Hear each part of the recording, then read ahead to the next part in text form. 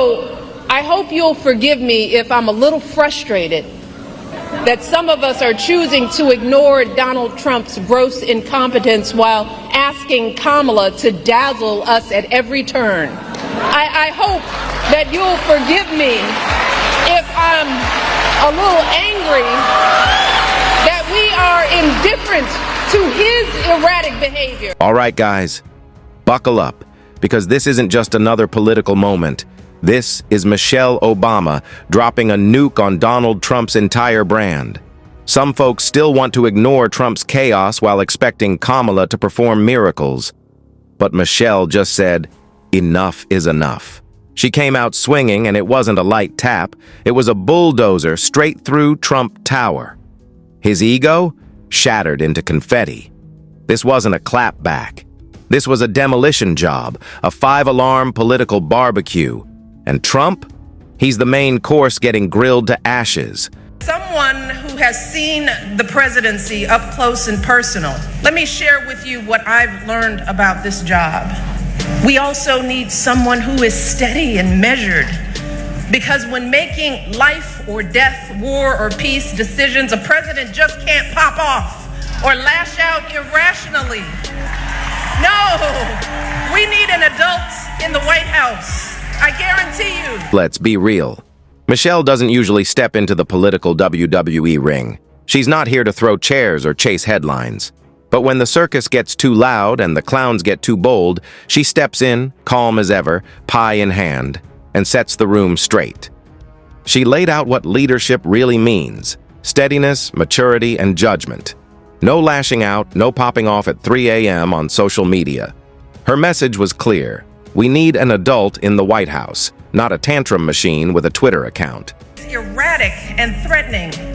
If a candidate traffics in prejudice, fears, and lies on the campaign trail, if a candidate thinks that not paying taxes makes you smart, or that it's good business when people lose their homes, if a candidate regularly and flippantly makes cruel and insulting comments about women, about how we look, how we act, well, sadly, that's who that candidate really is. Now here's where it gets brutal.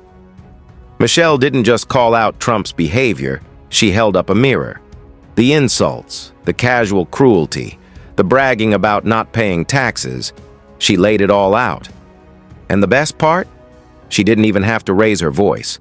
No screaming, no table flips, just cold surgical precision. It's like watching a calm professor school a loud kid in front of the entire class. And the class? The American public. By the time she was done, Trump's so-called strength looked like a toddler throwing spaghetti at the wall. We know folks are going to do everything they can to distort her truth. My husband and I sadly know a little something about this. For years, Donald Trump did everything in his power to try to make people fear us. See, his limited, narrow view of the world made him feel threatened by the existence of two hard-working, highly educated, successful people who happen to be black. All right, picture this. Trump, the man of noise and chaos, thinking he can shout over anyone, suddenly facing someone who doesn't even play his game. Michelle isn't here to wrestle in the mud. She's armed with credibility, poise, and facts. And chaos hates facts. This was checkmate in 6 moves, while Trump was still yelling about draw 4. When she spoke, the room shifted. You could almost hear the air leave the crowd. Trump wasn't the center anymore. He wasn't even the main character. He was just the loud guy in the back yelling at a movie screen. Have a candidate for president who over the course of his lifetime, in the course of this campaign, has said things about women that are so shocking that I simply will not repeat anything here today. It has shaken me to my core in a way that I couldn't have predicted. This was a powerful individual speaking freely and openly about sexually predatory behavior and actually bragging about kissing and groping women, using language so obscene that many of us were worried about our children hearing it when we turn on the TV. And of course, you know what comes next. The meltdown. Trump calling her nasty, whining about respect, trying to spin it like he wasn't just body slammed on live TV. But social media saw it. The clips went viral, the sigh. Memes hit hard, and suddenly Trump was the punchline, not the comedian. Michelle didn't just clap back. She rewrote the script. Every rant Trump tried afterward just made him look more desperate, like karaoke night where the singer forgot the words but still demanded applause. Pure political poetry. This is the kind of president they will be. We know that being president isn't anything like reality TV.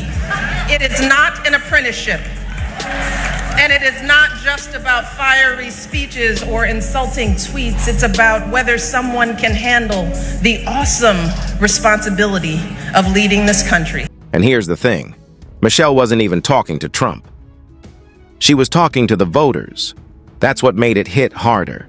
She spoke about integrity, service, humility, the boring but essential qualities of a leader. Suddenly, Trump looked like the guy who walked into a college seminar and started yelling about ratings. The comparison was brutal. Michelle was Hamilton on Broadway. Trump was the kid juggling flaming swords at a middle school talent show and dropping them all. I am sick of all the chaos and the nastiness of our politics. It's exhausting, and frankly, it's depressing. So I understand wanting to shut it all out. With your support on November 5th, you know what's nasty to me? Michelle Obama.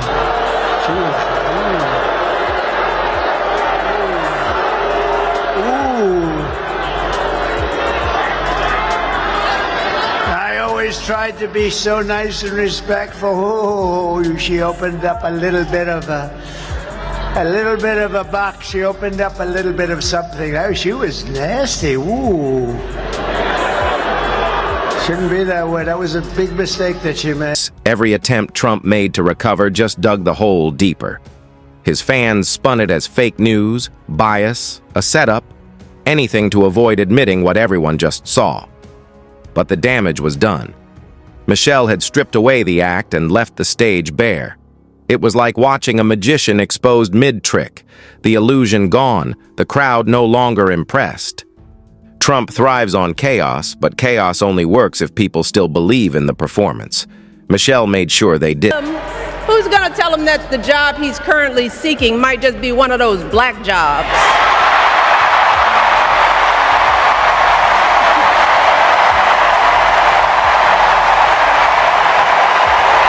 And that's why this moment matters.